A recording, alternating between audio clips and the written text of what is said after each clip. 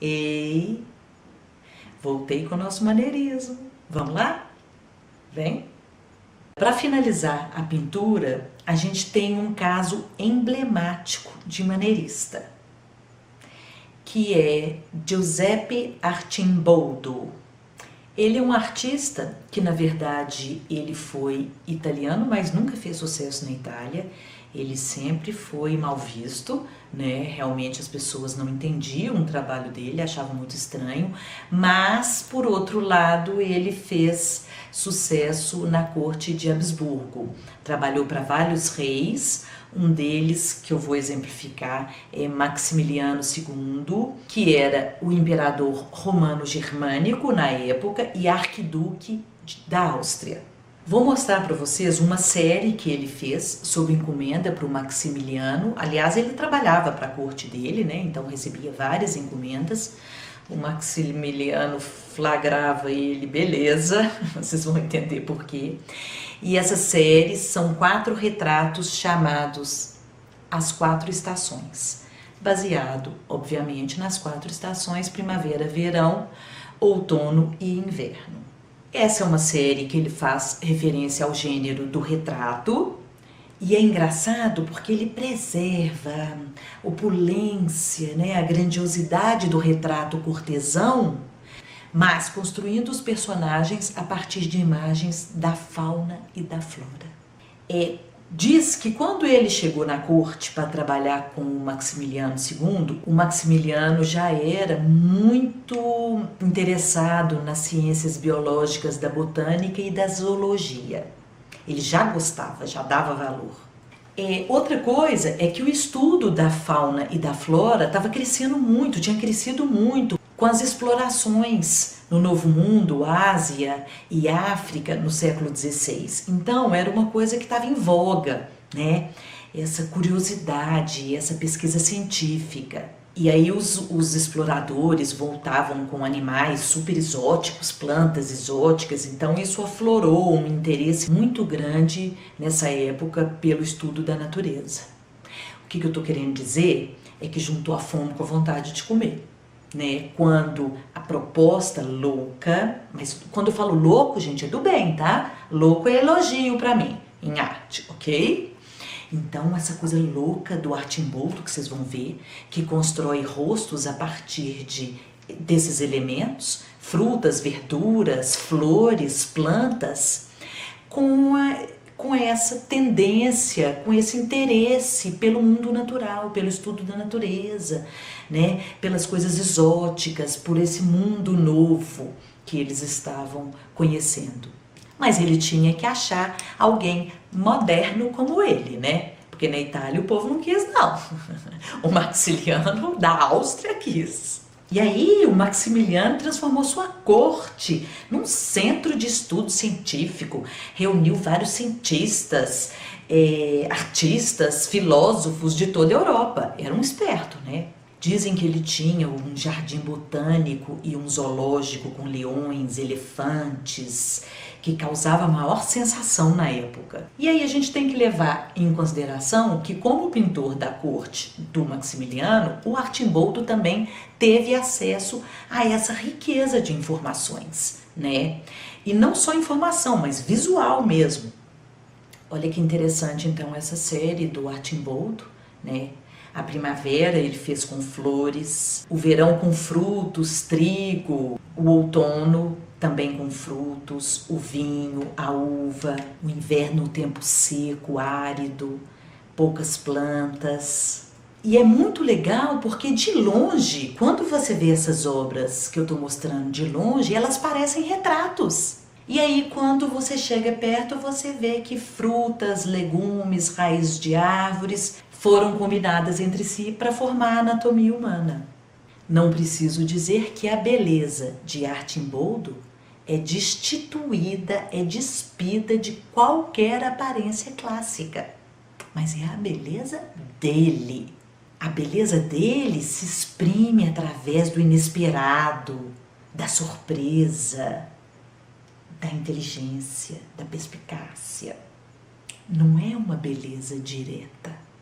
E embora ele tenha sido famoso nessas cortes que ele trabalhou, Ele caiu no esquecimento, na obscuridade e foi redescoberto muito tempo depois pelos surrealistas, que viram, né, nas coisas dele essa coisa que vai além do real, né, uma interpretação, uma criatividade que vai além do real, do normal, do natural.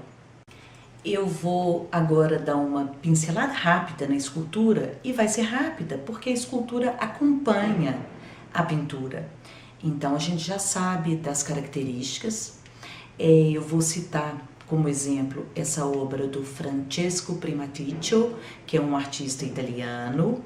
Ele trabalhou na decoração do Palácio de Fontainebleau, na cidade de Fontainebleau, no norte da França.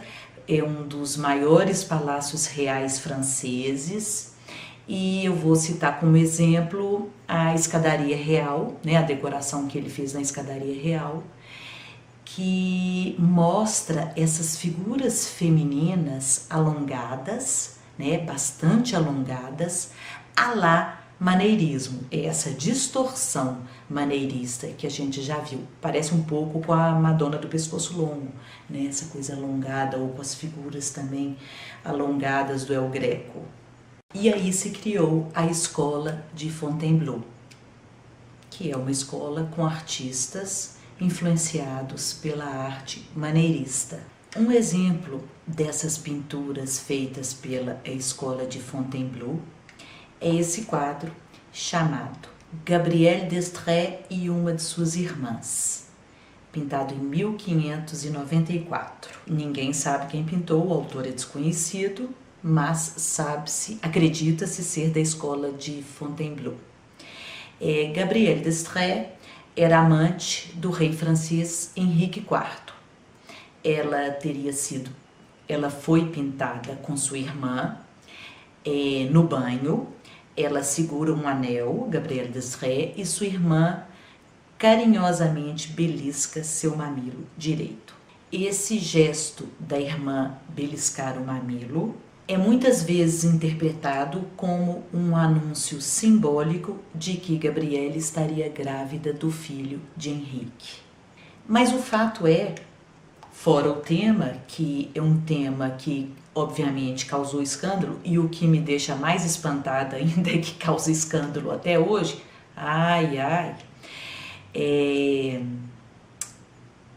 fora o tema, a gente vê, né, essas figuras alongadas, esse pescoço longo à la parmigianino, né, essas cores interpretadas que são influência maneirista. Esqueci de falar de mais uma coisa que reforça essa questão da possível gravidez, que tem uma empregada lá atrás costurando, que provavelmente estaria costurando o enxoval do neném que está por vir. Essa obra hoje se encontra no Museu do Louvre, em Paris. Gente, tem muito tempo que eu não falo de filmes para vocês. Eu acho que o último que eu falei foi o Agonia e Êxtase, que eu acho, apesar de ser um filme antigo, muita gente tem preconceito contra filme antigo, eu acho que é um filme sensacional eu já falei, água mole em pedra dura, tanto bate até que fura. Eu sempre falo para os meus alunos, o filme, gente, por mais que ele seja romanceado, um pouco mudado, no mínimo tem uma pesquisa grande, histórica, uma pesquisa de indumentária, uma pesquisa de ambiente, né?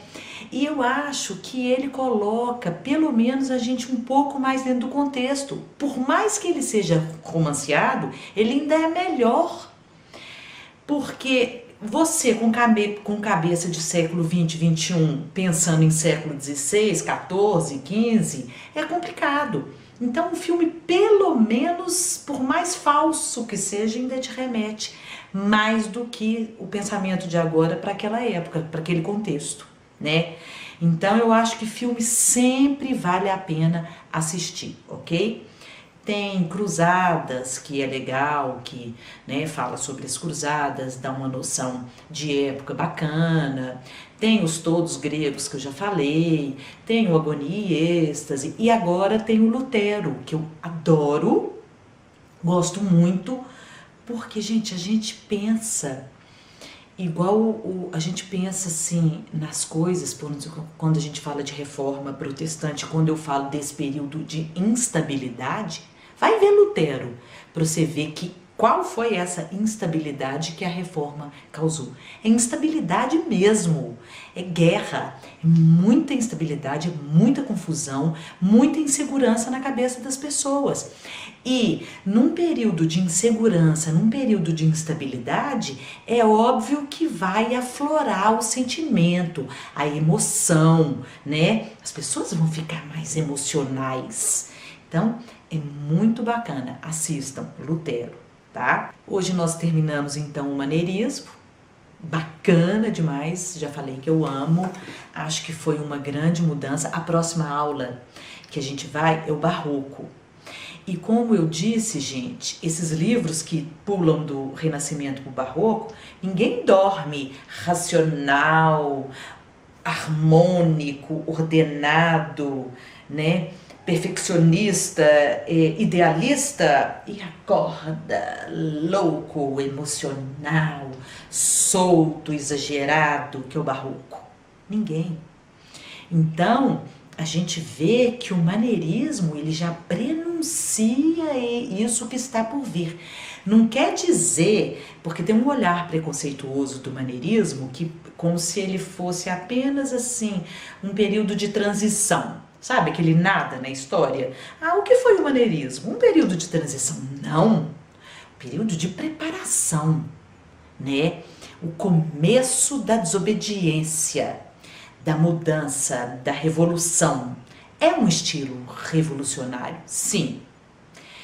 E para depois a gente vai ver que no Barroco isso já está mais estabelecido, mais assentado e a gente vai ver o que vai acontecer. Calma, calma que a gente vai ver, tá bom? Então, na próxima aula a gente começa Barroco, que é um tema também sensacional. Ok? Muito obrigada pela companhia, pelo olhar, pelo ouvido, adoro. E, por favor, não deixem de me divulgar, né? A gente precisa crescer, a gente precisa espalhar isso tudo para o mundo, que é muito bacana. Já estou tendo um resultado muito bacana, muito gostoso das pessoas que estão sendo despertadas para a arte, que estão tendo o seu olhar sensibilizado, desenvolvido. Muito bom. Continuem comigo e não deixem de me curtir. Obrigada. Um beijo grande. Tchau. Tchauzinho de Miss.